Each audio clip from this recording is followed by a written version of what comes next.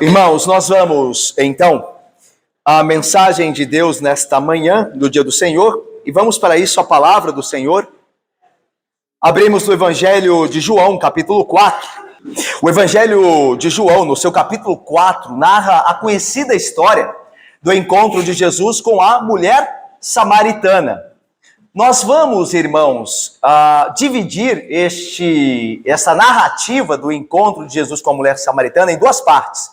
Hoje nós pregaremos a primeira parte, que irá do versículo 1 até o versículo 18, e domingo que vem nós terminamos de ver a narrativa sobre este encontro e as implicações dele, se Deus assim o permitir. Então, hoje, João 4, de 1 a 18. É a primeira parte aí do encontro de Jesus com a mulher samaritana. Então, vamos ao texto e à leitura do mesmo. Os irmãos acompanhem atentamente o que Deus nos fala por meio de sua palavra.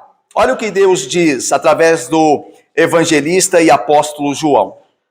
Quando, pois, o Senhor veio a saber que os fariseus tinham ouvido dizer que ele, Jesus, fazia e batizava mais discípulos que João, se bem que Jesus mesmo não batizava, e sim os seus discípulos, deixou a Judéia, retirando-se outra vez para a Galiléia, e era-lhe necessário atravessar a província de Samaria.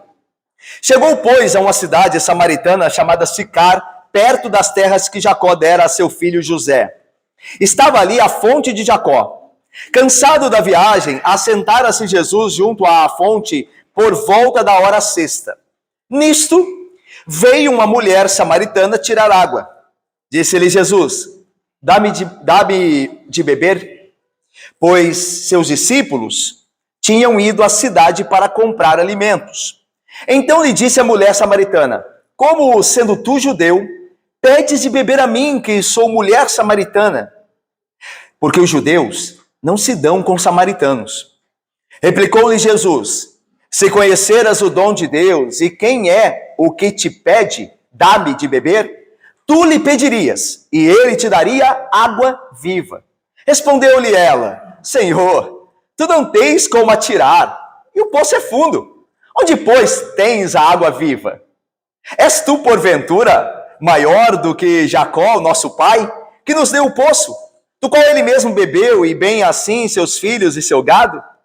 Afirmou-lhe Jesus: quem beber desta água, tornará a ter sede.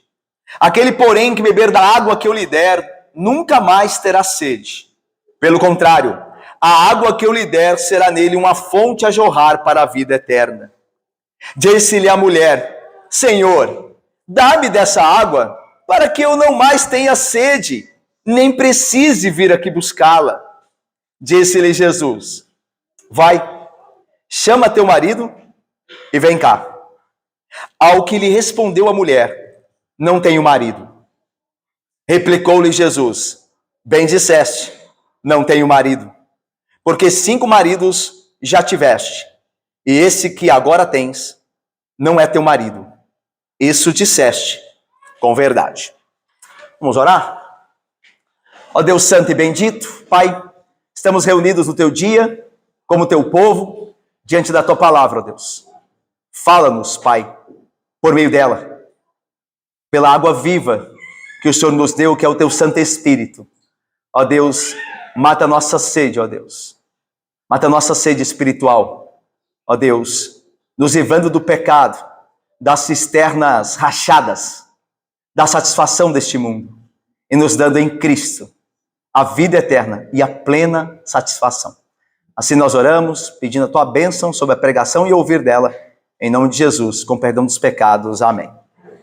Meus irmãos, nós vimos no capítulo 3 o encontro de Jesus com Nicodemos, ok? Nós vimos Jesus encontrando-se, Jonathan, com Nicodemos, e vimos Jesus também, posteriormente, sendo motivo de discussão entre os discípulos de João Batista e ele. Lembram-se que no final do capítulo 3, um judeu suscita um debate, uma discussão com os discípulos de João, e os discípulos de João, depois de debaterem, discutirem com esse judeu, vão até João Batista e diz assim: aquele a quem anunciaras, ou seja, Jesus, a quem João Batista havia anunciado como o Filho de Deus, aquele que batiza do alto, aquele que batiza com o Espírito Santo, ele tem batizado mais do que o Senhor, e a multidão, os homens, têm lhe saído à procura. E aí João responde, lembram-se? Convém que ele cresça e que eu diminua. Depois disso, depois desse impasse, dessa tensão, dessa reserva dos discípulos de João Batista com Jesus, uma espécie de disputa, parecendo que Jesus havia, como de fato o fez, suplantado a João Batista, como o próprio João Batista desejava e procurou fazer com que Cristo aparecesse e que ele diminuísse. Jesus é informado que não só os discípulos de João sabem que ele batiza mais do que o próprio mestre, como os fariseus passam a sabê-lo também. Então essa é a ligação do capítulo 3 com o capítulo 4. Olha só como começa o capítulo 4. Quando, pois, o Senhor veio a saber que os fariseus tinham ouvido dizer que ele, Jesus, fazia e batizava mais discípulos que João, aí o evangelista, o apóstolo João, faz um comentário. Se bem que Jesus mesmo não batizava, e sim os seus discípulos. Aí continua, deixou Jesus a Judeia, retirando-se outra vez para a Galileia. Então veja, por que Jesus faz esse movimento? Por que ele deixa a Judeia? E lembre-se que ele estava próximo da região onde estava João Batista batizando, daí a tensão entre os dois ministérios, que obviamente se completavam, uma vez que João Batista era o precursor de Cristo, mas havia tensão entre os discípulos. E agora há um outro grupo envolvido, os fariseus ficam sabendo que Jesus faz e batiza mais discípulos do que João. Jesus, então, temeroso de que a tensão aumentasse, e sendo ela, os ministérios, contrapostos pelos fariseus, que queriam a divisão, e que não eram favoráveis ao ministério de João Batista, nem muito menos o de Jesus, então Jesus se retira para evitar esta polarização entre os dois ministérios, para minimizar o estrago potencial que os fariseus poderiam fazer, uma vez que eles sabiam que Jesus batizava mais do que João. E aqui é interessante, Jesus evita comparações, né? A ideia é evitar comparações para que não haja uma indisposição entre os dois ministérios, uma vez que João Batista está a serviço dele, eles não estão um contra o outro, mas os fariseus poderiam fazer os homens acreditar que sim. E até mesmo os discípulos. Os de João já tinham uma reserva com Jesus. Nós vimos no final do capítulo 3. E os de Jesus poderiam também compartilhar dessa reserva com João, uma disputa. Então João se retira. É interessante isso, né? Comparações geralmente são infelizes. Comparações. Elas nunca geralmente levam em conta o contexto de uma pessoa e da outra. Então cuidado com comparações. Elas geralmente são infelizes. Comparações. Ok?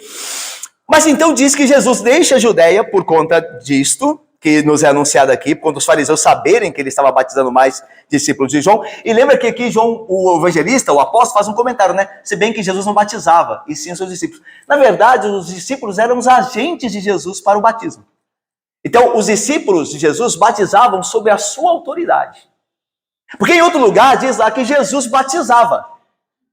E aqui diz, se bem que Jesus não batizava. Ora, ele batizava ou não? Ele batizava por meio dos seus discípulos. Os discípulos eram seus agentes. Eles batizavam debaixo da autoridade dele. Então, em última instância, era ele que batizava, na sua autoridade, mas por meio dos seus discípulos. E aí eu tenho um mapa aqui, eu gostaria que os nossos irmãos diáconos me ajudassem ali com a luz aqui. Por favor, meus queridos. Muito obrigado. Para nós entendermos um pouquinho o movimento de Jesus, ok? O que ele fez quando ele deixa a Judeia para ir à Galileia. Jesus está aqui, ó, nesse pontinho azul. É aqui também nessa região que está próximo João Batista. Os dois ministérios funcionando concomitantemente, ok? Então ele quer se dirigir para a Galileia. Olha aqui, ó, certo? Só que o texto diz, no versículo de número 4, que lhe era necessário atravessar a província de Samaria. Samaria está aqui, ó, fica no meio do caminho. Então Jesus, a Samaria aqui, onde ele vai encontrar a mulher samaritana. Era necessário que ele, para subir a Galileia, ele passasse por Samaria. Quando fala que era necessário, é porque tem dois pontos aqui importantes. Primeiro, que era uma viagem a mais ordinária, mais comum, e aqui envolvia menos tempo, embora tomasse 3 dias de caminhada. Mas era que envolvia menos tempo. Até porque alguns judeus, lembra-se que o texto vai dizer que os judeus não se davam com os samaritanos. A gente vai entender por que daqui a pouco. Mas os judeus desprezavam os samaritanos. Tinham os samaritanos como impuros. Alguns extremistas judeus evitavam este caminho, a Galileia, por mais que ele fosse mais perto, e eles faziam o que, alguns judeus? Eles atravessavam o Rio Jordão, esse azul aqui, essa linha aqui, ó, é o Rio Jordão que liga, né, o Mar Morto aqui com o Mar de Tiberíades, ou o Mar da Galileia, ok? Então, a ideia aqui é que eles atravessaram o Rio Jordão para a Transjordânia e margeavam o leste aqui do Jordão, e quando chegavam mais próximos, acima, passada a região de Samaria, aqui no Mar da Galileia, eles entravam de novo para o oeste do Jordão. Eles aumentavam consideravelmente a viagem para evitar Samaria. Alguns judeus chegavam a fazer isso, não todos, mas alguns mais extremistas, que não queriam contato nem com a região dos samaritanos, muito menos com os samaritanos. Pois bem, Jesus não faz isso. Ele não tem esse preconceito. Ele vai cruzar Samaria e vai encontrar, quando fizer, com a mulher samaritana. Ok? Tanto que o era necessário não tem a ver, então, como nós falamos, só com a distância que era menor do que você transpor o Jordão e ir pela Transjordânia, mas era necessário também porque fazia parte dos planos dele. Esse encontro com a mulher samaritana já estava determinado antes da fundação do mundo. Então era necessário, não por uma questão de benefício da viagem, mas era necessário também, pode-se entender, por causa do decreto divino, que ele tinha que passar por lá para se encontrar com a mulher samaritana. Então vamos voltar ao texto? Então, depois desse mapa aqui, nós entendemos melhor um pouco. Por favor, meu querido diácono, muito obrigado. Então vamos voltar ao texto. O versículo, irmãos, de número 4, então diz: e era necessário atravessar a província de Samaria. Irmãos, como é que a região, aquela região ao norte da Judéia, tomou esse nome de Samaria? Um dos reis do Reino do Norte, lembra que dividiu os reinos, lembra-se? Reino do Sul e Reino do Norte. Um dos reis do Norte, chamado Onri, ele constrói uma cidade num monte que pertencia à região de um homem chamado Semer. Então aquela cidade sobre o monte passa a ser a cidade de Semer, que é traduzida no grego como Samaria, Semer, Samaria. Daí a região toma o nome daquela cidade construída na região de Semer. Então aquela região toma o nome de Samaria. O que acontece com o Reino do Norte em 722 a.C.? O Reino do Norte é invadido pela Assíria. E Samaria, a cidade, é a capital do Reino do Norte. E essa cidade, Paulo, Graça, vai cair, Rose e Luiz, sob o poder dos assírios. E essa cidade será destruída. E o que os assírios fazem em 722, ou a partir desse ano, antes de Cristo? Eles vão retirar lá daquele território de Israel, do Reino do Norte, a elite de Israel, os homens mais ricos, e vão transportá-los para a Síria. Vão levá-los para a Assíria. Eles deportam, então, os israelitas de posse, deixando os miseráveis lá mesmo, naquela região destruída. E eles repovoam, ou povoam, melhor dizendo, a região com estrangeiros. Eles fazem uma mistura, eles pegam conquistados de outras regiões e colocam ali. Geralmente, irmãos, se fazia isso, os conquistadores faziam isso para acabar com o espírito nacionalista da região. Eles misturavam estrangeiros com os nativos para eles se casarem e as tradições daquele povo iam se perdendo. Então era muito difícil os filhos daquele povo quererem se levantar posteriormente, porque a história se perdia, porque estava tudo misturado já com estrangeiros e nativos da terra, ok? Então é isso que está acontecendo aqui. E aí veja, falando de Samaria, para você entender por que os judeus não se dão para o samaritano. Tem que entender isso, porque a mulher vai falar assim, a mulher samaritana vai assim: como sendo tu judeu, falas comigo que sou mulher samaritana? Você precisa entender por que está acontecendo lá, a gente precisa entender. E aí então, a região, ela é de fato agora uma região de um povo misto. Não é um povo de sangue só israelita. É um povo misturado. com estrangeiros ali. E o que acontece? A religião passa a ser o sincretismo. A religião, ela conserva alguns pontos da religião israelita, só que ela é acrescentada a ela a religião pagã dos estrangeiros que vêm morar ali. Então é uma mistura de religião. A religião não é mais uma religião pura, mas um sincretismo, uma mistura de várias religiões, de várias visões diferentes. Ok, guarda isso aí. Lembre-se que os judeus, Jerusalém caiu sob o domínio, anos depois, muitos anos depois, caiu sob o domínio da Babilônia. E os judeus foram levados cativos para a Babilônia. Aí depois, em 538, eles são libertos por Ciro, para voltarem para Judéia, para Jerusalém. Eles voltam.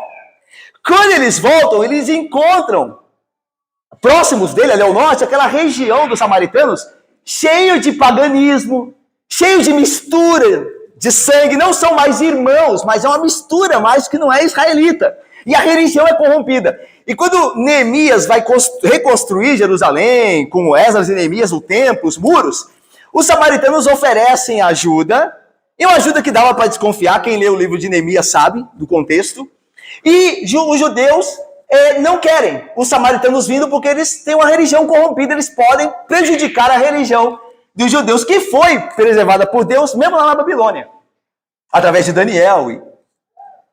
E então eles rejeitam a ajuda. O que fazem os samaritanos? Eles constroem um templo. Já que os judeus não querem nossa ajuda para reconstruir o templo deles, o templo de Jerusalém, nós vamos construir o nosso. E levantam um templo no Monte Gerizim, que era na região de Samaria, para rivalizar com o templo de Jerusalém. Só que posteriormente, uma dinastia dos Macabeus, que assume no lugar da dinastia Macabeus, o período intertestamentário, um desses reis desse período da dinastia pós-Macabeus vai ao Monte Gerizim e destrói o templo dos samaritanos. Então tá vendo? A tensão crescendo entre os dois povos. Os judeus e os samaritanos começam a... E essa tensão, essa inimizade, essa animosidade vai, de fato, ter implicações nesse evento aqui. Porque na época de Jesus, todos esses acontecimentos históricos, eles trouxeram implicações de anos e anos em rancor, em desagrado, em animosidade, hostilidade entre judeus e samaritanos. Isso vai desembocar aqui agora. Ok? Vamos lá então? Versículo de número 5. Chegou Jesus, pois, a uma cidade samaritana, chamada Sicar, perto das terras que Jacó dera a seu filho José. Sicar é uma cidade próxima a Siquém. Siquém era a terra que Jacó dera a José como herança. Jacó conquistou Siquém dos amorreus. Ela pertencia aos amorreus. Ela foi conquistada por Jacó, essa terra, e por herança, como herança, Jacó a deu a José. Tanto que quando José morre no Egito, depois de Deus, quando Deus vai livrar o povo do Egito, enviado por Moisés, o povo traz, a pedido de José, antes de morrer, traz os ossos de José e os enterra em Siquém, porque a cidade lhe fora dada por seu pai, como herança. Então diz que a Sicar, essa cidade quando Jesus para cansado, ela é perto das terras que Jacó dera a seu filho José. É perto de Siquém, e é mesmo. E aí veja o texto, estava ali a fonte de Jacó, um poço, uma cisterna que provavelmente Jacó havia cavado. Então cavava-se um buraco na terra até chegar à fonte de água subterrânea e depois, em alguns casos, construía-se uma cisterna. Então Jesus chega ali, obviamente, como nós vamos ver, esperando beber algo porque ele está cansado. Então, isso aqui é importante também nós vermos e percebermos. Olha só, estava ali então a fonte de Jacó. Cansado da viagem, falando de Jesus, assentara-se Jesus junto à fonte, por volta da hora sexta. E é interessante aqui, meus irmãos, que aquele verbo que se encarnou, lá em João 1,14, capítulo 1 desse mesmo evangelho, está cansado. E nada mais natural, tendo o verbo se encarnado. O verbo se fez homem, e homens se cansam. Daí a humanidade de Jesus, a divindade de Jesus é reconhecida por João, o evangelista, o apóstolo, quando ele diz, aquele que vem do alto, lembra que a gente viu? É aquele que pode dar testemunho das coisas do alto, porque ele vem de lá, ele é Deus de Deus, só que ele é homem também, e ele se cansou, diz o texto. Então Jesus não era uma espécie de fantasma, alguma coisa semelhante a um homem, ele era um homem como eu e você, que andou debaixo de sol, tanto que a hora era a hora chamada sexta, que é o nosso meio-dia, por volta da hora sexta, ou seja, quando o sol está mais quente. E ele então se cansa porque ele era homem como eu e você. Sem pecado, como diz Hebreus. Mas com as mesmas limitações de um homem.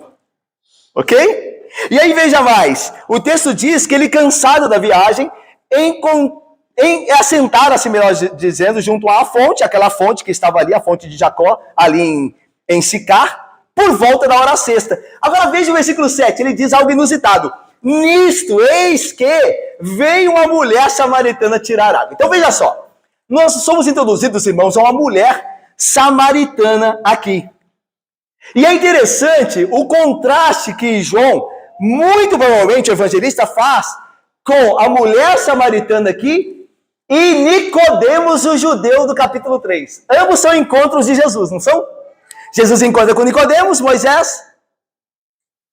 Schumaido, Jesus encontra com a samaritana. Agora veja o contraste entre os dois. A intenção de João aqui. Nicodemos era um erudito, um poderoso homem na sociedade, respeitado, ortodoxo, teologicamente preparado.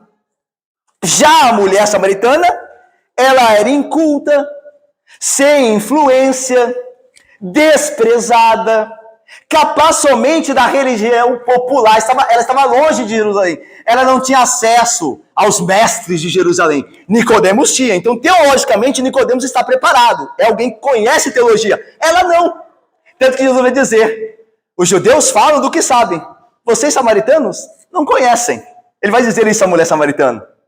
Então, ela não era teologicamente preparada. Mas vamos voltar a ele. Olha o contraste. Ele era um homem, um judeu, um líder. Ela, mulher samaritana, desconhecida, nem o nome dela nós sabemos. Nós sabemos o nome do judeu, Nicodemos, mas o nome da mulher não é dito, propositalmente mostrando que era desprezada, que era mulher desprezada. Nem o nome dela se sabe. Desprezada pela sociedade dela. Nós vamos ver que não por Jesus. E ela é uma pária moral. Lembra? Não tens marido. Você vive de forma ilegal, vive em pecado. Ela era moralmente uma pária. Veja o contraste. Deu para perceber o contraste claro entre os dois personagens com os quais Jesus se encontra? E o que o texto quer dizer para nós, então, nesse contraste que João falou? O que ele está querendo dizer para nós espiritualmente? É que ambos precisam de Jesus. Ambos, bacharel Mateus, querido Josué, ambos, cara, precisam de Jesus. Não é só o pobre que precisa, o rico precisa. O rico às vezes é escravo da sua riqueza, é servo do dinheiro, ele precisa ser libertado. Não é só o homem que precisa, a mulher precisa. Não é só o branco que precisa, é o negro que precisa. Todos precisam de Cristo, sem distinção. Porque todos pecaram e carecem da glória de Deus. E não há acepção nisso. É por isso que João coloca os dois tão contrastantes. E sendo os dois encontrados por Jesus. Mas vamos mais. Versículo 7 diz assim: nisto veio a mulher samaritana tirar água. Irmãos, a cena é inusitada. Por que a cena é inusitada? Daí a ideia de nisto, né? Eis que é uma ideia de chamar a atenção aqui. Por que é inusitada? Primeiro, porque as mulheres daquela época costumavam a ir às fontes em grupo. Muito dificilmente elas iam sozinhas. Poderia ser o caso de uma ou outra sozinha, mas costumavam ir em grupos para uma ajudar as outras a carregarem a água que tiravam do poço. Segundo, ou elas iam mais cedo do que aquele horário, a hora sexta, meio-dia, ou iam mais tarde, porque ir desse horário, quando o sol está mais quente. Então, há alguma coisa inusitada, singular, nesta mulher. O comportamento dela não é o comportamento normal daquela época. Ela está sozinha e ela vai no horário em que ninguém vai. Ok? Vamos lá. E Jesus agora começa um diálogo com ela. Lembra que é sempre Jesus, irmãos, que vai ao pecador. Ele vai de encontro ao pecador. E agora ele começa aqui um diálogo com ela. Disse-lhe Jesus, dá-me de beber. Irmãos, aqui é uma questão prática de Jesus também, obviamente. Ele quer muito mais do que simplesmente beber água. Isso, o texto vai mostrar isso. Mas a questão prática aqui, João vai dizer, o evangelista, que os seus discípulos, no versículo 8, tinham ido à cidade para comprar alimentos. Ou seja, os discípulos não podiam ajudar Jesus a tirar água. Mas ela poderia. Aliás, ela estava acostumada.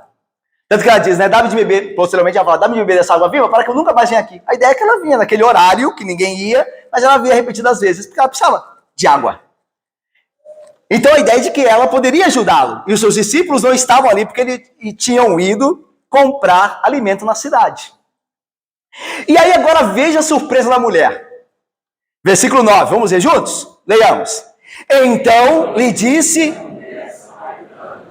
Conselho dos judeus, pedes beber a mim, sou mulher samaritana, porque os judeus não se dão com samaritanos. Esse porque os judeus não se dão com samaritanos é um comentário do apóstolo e escritor do evangelho, está comentando.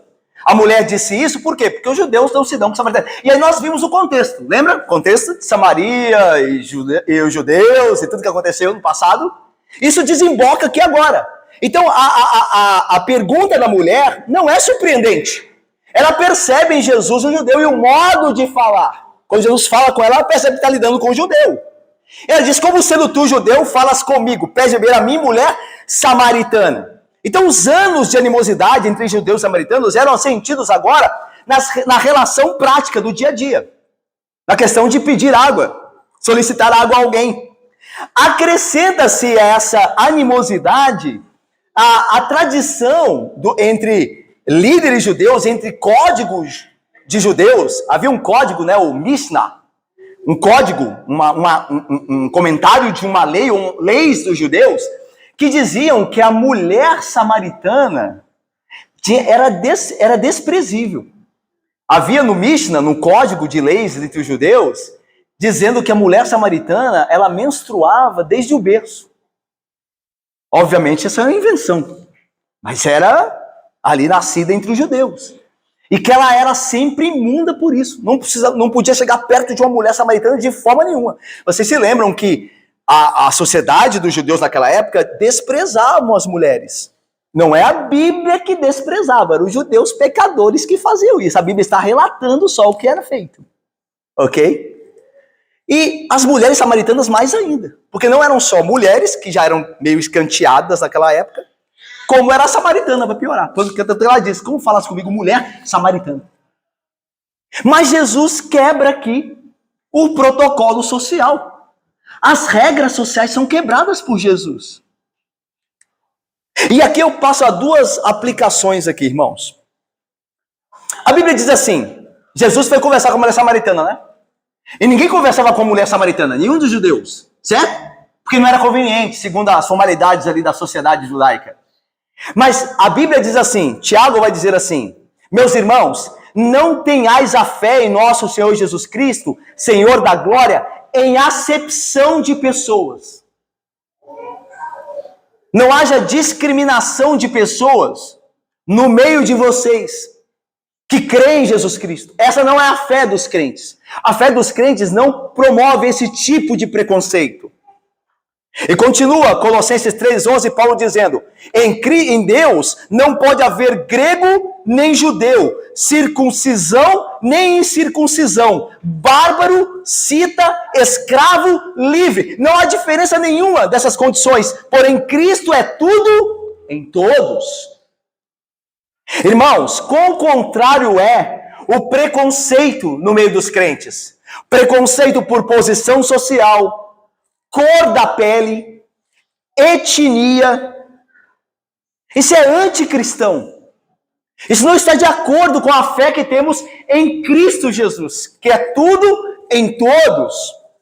Os homens foram criados, até mesmo os não crentes, né, como nós também crentes, nós fomos criados segundo a imagem e semelhança de Deus. Há de fato uma importância no ser humano nesse aspecto, embora tenha caído o ser humano em pecado. Mas há uma dignidade nele, ele foi criado à imagem de Deus. Então não deve haver entre os crentes a acepção, não de raça, cor de pele, posição social, mas não entendam que não deve haver nenhuma discriminação na igreja. Porque muitos usam isso para colocar outro tipo de grupo nesse aglomerado para passar despercebido aos crentes. Por exemplo, não é poucas vezes que nós vimos incluir nesse grupo dos que não devem ser discriminados os homossexuais. Eles devem ser aceitos, as práticas deles devem ser aceitas, porque não pode ter discriminação. E não é assim. Com relação a pecado, a Bíblia faz discriminação entre o santo e o injusto, entre o crente e o ímpio. A Bíblia faz, em todas as suas páginas, faz clara distinção. Bem-aventurado o homem que não se assenta na roda dos escarnecedores, os justos, o ímpio, faz clara distinção. Agora, nós não devemos distinguir alguém por cor de pele, posição social, etnia. Isso não, isso é pecado. Então, que isso fique bem claro aqui, irmãos.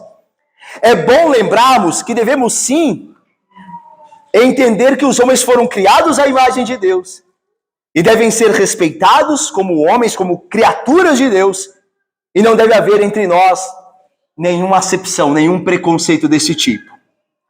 Jesus não teve preconceito com a mulher samaritana. Ele se dirigiu a ela. Nós também não devemos ter esse tipo de preconceito entre nós. Segunda aplicação. Todo aquele que Cristo encontra é purificado. Lembra que os samaritanos eram tidos como imundos. E ainda mais uma mulher samaritana.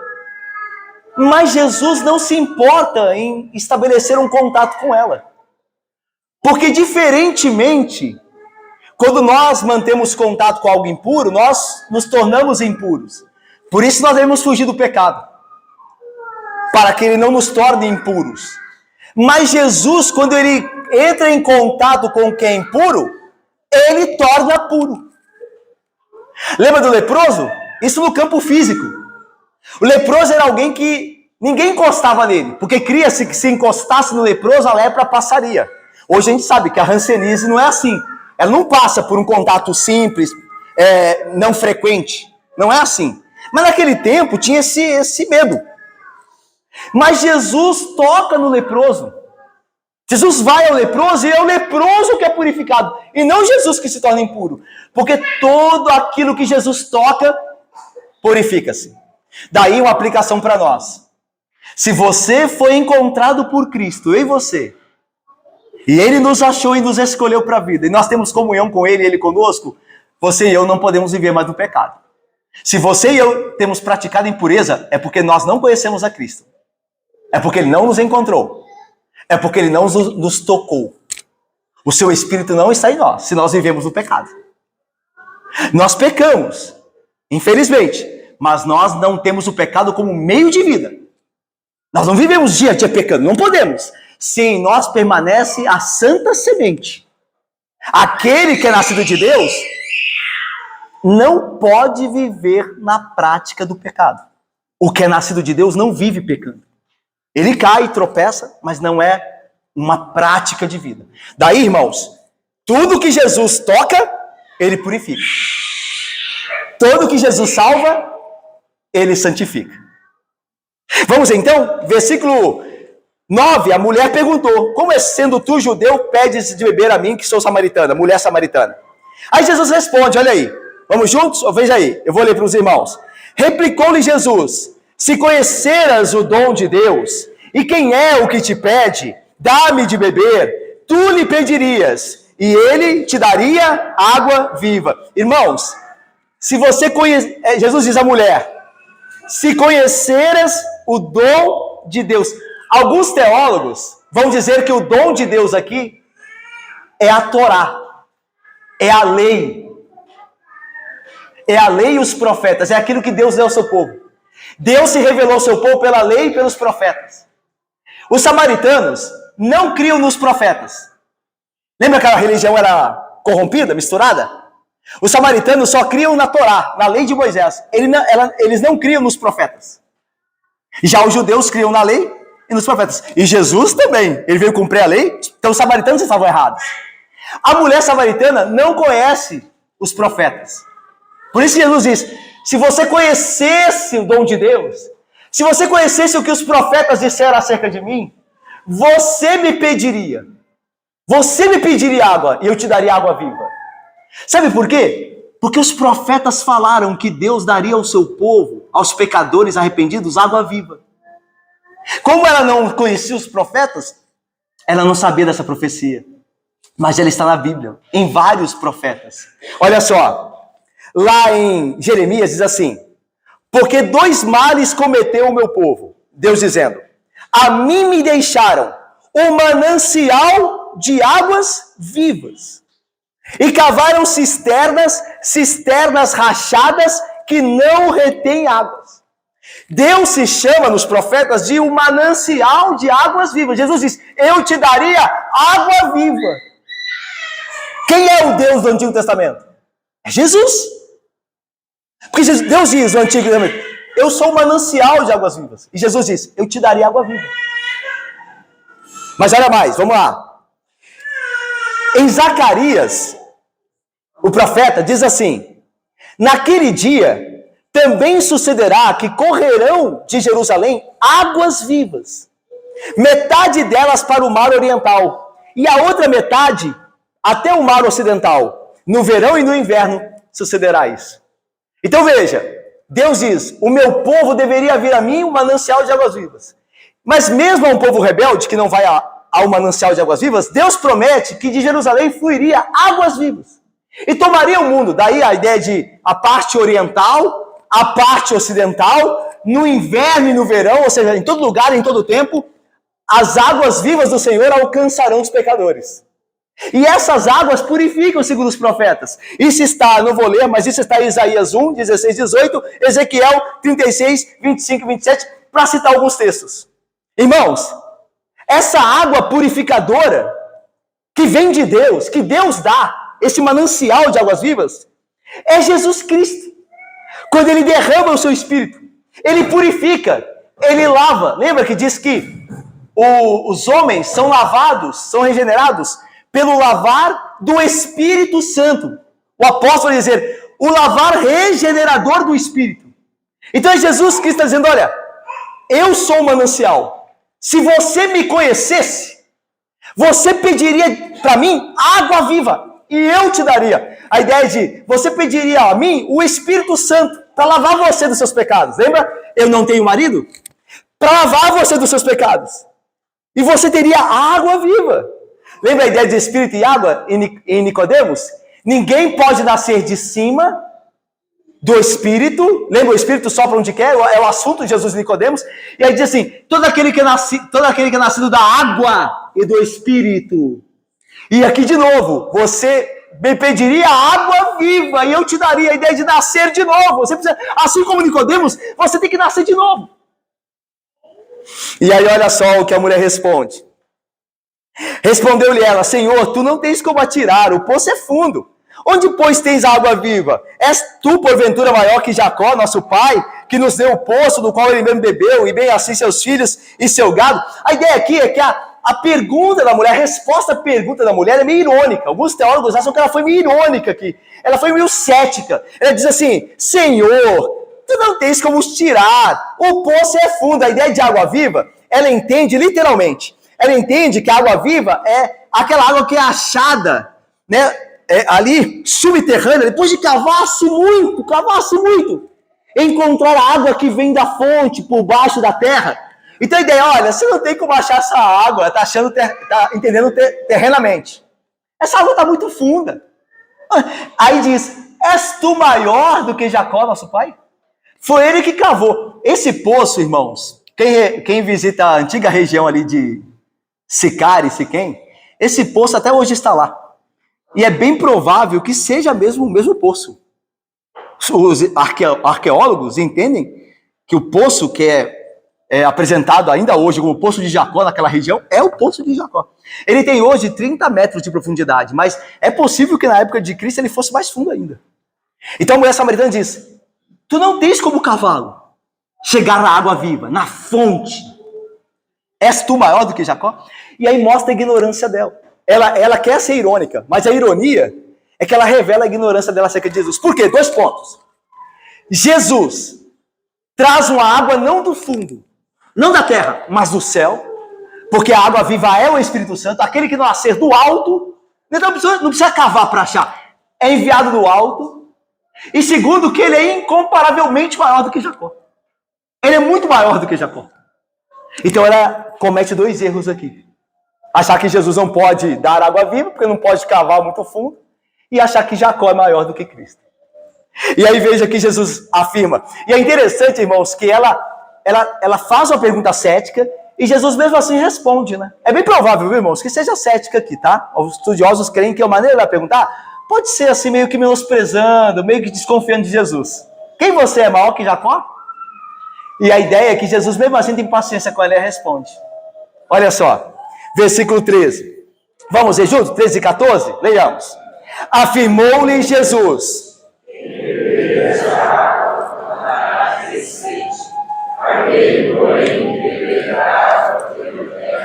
Nunca mais terá sede, pelo contrário, a água que eu der será nele uma fonte a jorrar para a vida eterna. Então Jesus vai dizer assim, eu não estou falando dessa água terrena, essa água subterrânea, que tem que se cavar para se encontrar. Eu estou falando de uma água que se eu te der, você nunca mais terá sede. Veja, que tipo de água é essa? Que você bebe uma vez e nunca mais tem sede. Esta água viva. Ela é de outra natureza. Ela é do Espírito Santo. Jesus está dizendo que através do Espírito Santo, ele pode perdoar os pecados daquela mulher. E pode dar uma satisfação que ela não encontrou na vida ainda. Lembra? Ela teve 5 maridos. 5 maridos. Ela está tentando se encontrar. Ela está tentando se achar. Ela está tentando ser feliz. Mas ela não consegue. Ela tem sede, sede, sede, sede, sede. Aí ela pensa, talvez se eu não me casar, talvez se eu me juntar com alguém eu serei feliz. Talvez o problema seja o compromisso. A assinatura de um papel.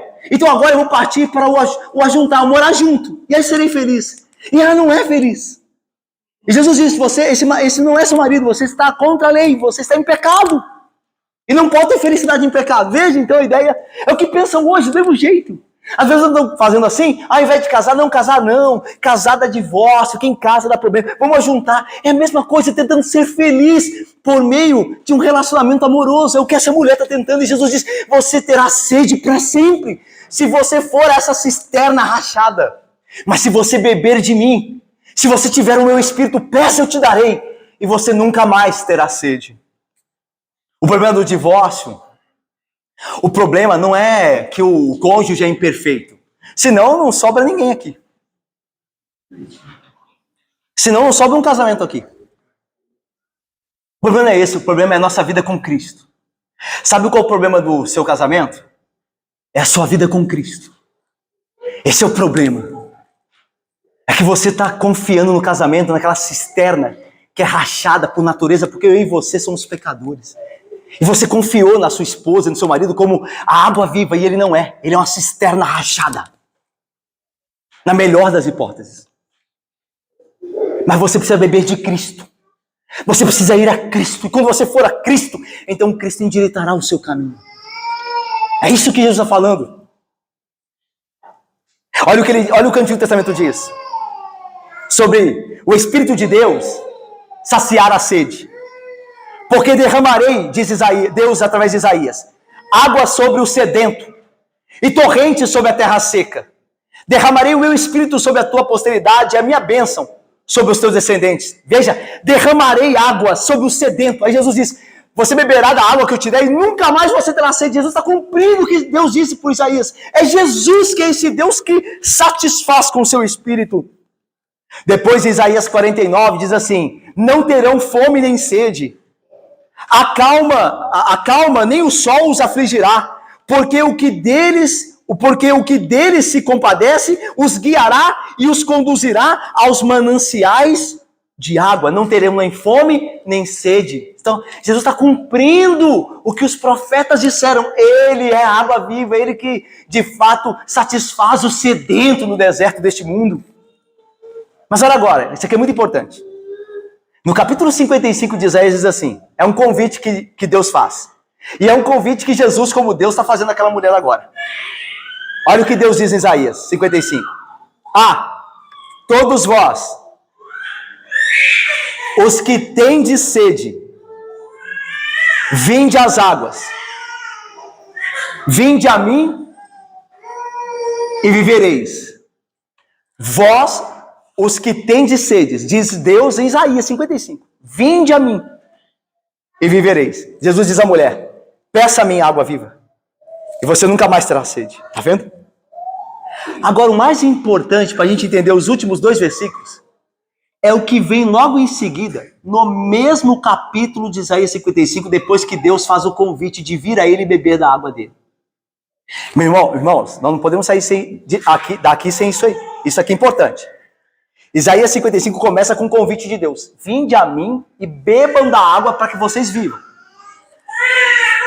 Só que na continuação do capítulo, Deus diz assim, buscai o Senhor enquanto se pode achar, invocai-o enquanto está perto, deixe o perverso seu caminho, e o iníquo os seus pensamentos, converta-se ao Senhor, que se compadecerá dele, e volte-se para o nosso Deus, porque é rico em perdoar. Vinde a mim, beba da água que eu lhe der e você terá vida. Mas antes, deixe o ímpio o seu caminho. E é agora que é muito importante, porque Jesus fala para a mulher, você quer beber da água? Quer beber da água para nunca mais voltar aqui? É o que ela diz, versículo 14 no final. Disse-lhe a mulher, versículo 15. Disse-lhe a mulher, Senhor, dá-me dessa água para que eu não mais tenha sede, nem precise vir aqui buscá-la. Irmãos, aquela mulher não quer mais buscar água ali naquele local, porque ela não quer ser mais vista. Ela vai naquele horário para ninguém vê-la, porque ela não tem marido. Ela é pária da sociedade. Ela é uma pecadora e todo mundo sabe como ela vive. Ela não quer mais. É por isso que ela vai naquele horário quando não tem ninguém lá. Aquele horário que ninguém vai naquele horário para ela não ser vista. Ela diz, me dá dessa água para que eu nunca mais tenha que vir aqui. Eu não quero mais. Eu não quero mais essa vergonha. E aí Jesus diz assim, olha, você quer beber da água? Você quer beber da água que satisfaz? Deixe o ímpio o seu caminho. É o que eu falo para ela agora. Disse Jesus, vai, chama teu marido e vem cá. Jesus sabia que ela não tinha marido, tanto que ele vai dizer mais tarde, você disse bem, você não tem marido. Jesus quer que ela seja confrontada com a necessidade que ela tem.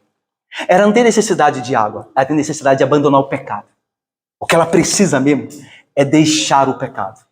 E Jesus vai, como foi a Nicodemos, direto ao ponto. Lembra de Nicodemos? Nicodemos vem, tu és o bom mestre, tu és mestre em Israel, porque Deus está contigo e tal. Aí Jesus diz assim, você precisa nascer de novo. Aqui é a mesma coisa. Dá-me de beber a água, eu quero beber dessa água. Vai e chama o teu marido. E ela responde de forma ríspida aqui, olha o que ela diz. Versículo 17. Ao que lhe respondeu a mulher, não tenho marido. A ideia é, não quero falar desse assunto. Você já confrontou um pecador com o pecado dele? Um parente seu? Você percebeu que como ele e nós temos a tendência de fugir do assunto? Nós não queremos falar de pecado. As igrejas hoje não falam mais de pecado. Ninguém quer tocar nesse assunto. As igrejas não disciplinam mais as pessoas que vivem pecando no meio delas, porque ninguém quer falar. É a nossa natureza caída, que precisa ser transformada. É a nossa natureza morta, que não quer resolver o problema da doença. E que Cristo veio oferecer. Mas não sem antes que nós sejamos confrontados com o nosso pecado. Daí ele diz, vai e busque seu marido. Ela diz, eu não tenho marido. Ela não quer conversar sobre esse assunto. Até o versículo 19, que a gente vai ver se Deus quiser no domingo que vem, mostra isso claro. Que ela vai mudar de assunto. Ela fala, Senhor, onde é que é para... Vejo que tu és profeta, sabe que eu não tenho marido, que eu já tive 5. Onde é que é para adorar? Aqui ou em Jerusalém? Ela muda de assunto. Vamos mudar de assunto? Negócio de pecado não dá. Mexer na minha vida, eu não quero. Mas Jesus trata o pecado. Irmão, se eu e você queremos viver com Cristo, você e eu saibamos que nosso pecado tem que ser tratado. Porque os perversos não permanecerão no juízo, nem os pecadores na congregação dos justos. Ou nós tratamos nosso pecado, ou nós não permaneceremos. Ou um ou outro. Ou nós tratamos nosso pecado, somos confrontados e o confrontamos, ou nós não temos como beber da água da vida. Você quer beber da água? Arruma a sua vida. Arrepende do seu pecado. Confronta o seu pecado. Luta contra ele. E eu te darei graça. Mas é uma condicional. Você tem que fazer isso. Não dá para viver com Cristo e viver no pecado. E aí, a mulher diz, não tenho marido. E aí Jesus diz, replicou-lhe Jesus, bem disseste, não tenho marido, porque 5 maridos já tiveste, e esse agora que tens não é teu marido. Isso disseste, com verdade. Veja como Jesus, ele é firme em tratar o pecado, ele não dá voltas, certo? Ele vai direto, ele trata o problema, só que ele é sensível, ele é gentil. Ele considera a resposta verdadeira da mulher e a diz, olha, você disse verdade. Você disse bem. Tá vendo, irmãos? Quando a gente trata pecado, a gente tem que ser doce, a gente tem que ser firme e tratar o pecado. Mas a gente também tem que ser gentil, sensível, compassivo. A gente tem que sentir o pecado, porque nós também somos pecadores. No nosso caso, Jesus não. Mas no nosso caso, nós também somos. Então nós temos que, quando tratamos o pecado, temos que nos colocar no lugar da pessoa. Não para fazer vistas grossas, mas para tratar com amor aquilo, corrigir com amor. E Jesus está mostrando isso, ele é gentil ao fazê-lo. Ele diz, olha, você disse bem. Muito bem, você confessou, você não tem mesmo marido. E aí diz, porque 5 maridos já tiveste. E agora o que tens não é teu marido. O texto não diz, né, o que aconteceu com 5.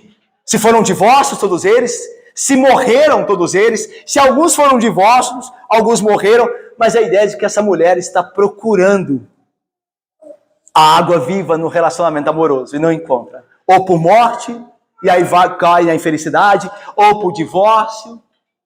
E Jesus a confronta. Você está em pecado agora. Esse homem que vive com você não é o seu marido. Você tem que corrigir isso aí. Eu termino, irmãos, dizendo o seguinte. Jesus se convida a ter vida nele.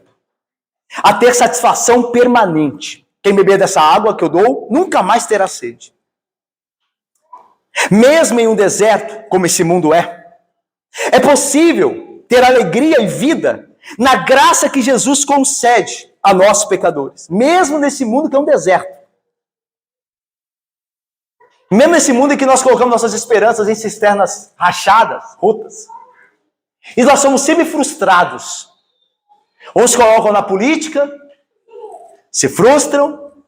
Outros colocam no futebol, se frustram. Porque esse mundo não pode oferecer nada que satisfaça plena e permanentemente. Jesus oferece isso. Mas, para beber desta água que Cristo dá e sermos nele felizes, primeiro precisamos reconhecer nossos pecados, tomar a decisão firme e nos esforçar para deixá-los dia após dia, negarmos a nós mesmos, tomarmos a cruz e seguirmos a Cristo. Meu querido irmão, Cristo quer te dar da água da vida. Ele quer te fazer verdadeiramente feliz. Para sempre. Aqui e na eternidade. Mas isso não vai acontecer enquanto eu e você vivemos em pecado. Saiba disso.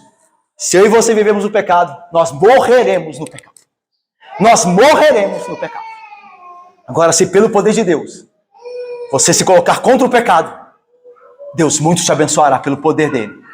Te santificará e te dará felicidade e confiança naquele que perdoa os pecados, naquele que é poderoso para salvar. Que assim seja. Amém, irmãos.